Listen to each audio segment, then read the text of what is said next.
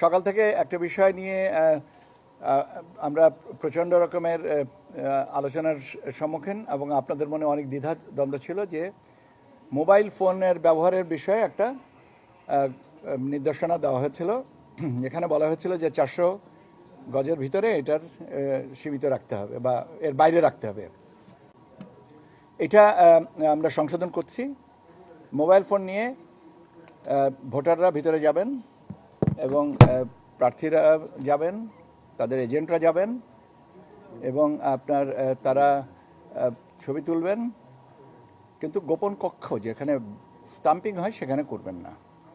তো এই পরিপত্রটা আমরা সংশোধন করে দিচ্ছি যাতে এর ব্যাপারে কোনো রকমের দ্বিধা না থাকে। Polling agents, polling officers, assistant presiding officer, তাদের কাছে এটা রাখবো না, রাখার বিষয় নেই।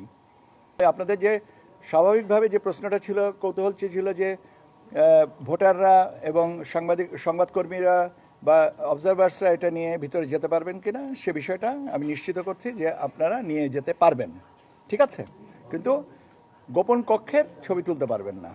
আমার মনে হয় যে এ ব্যাপারে আর আমার ফার্দার কোনো কিছু বলার দরকার নেই।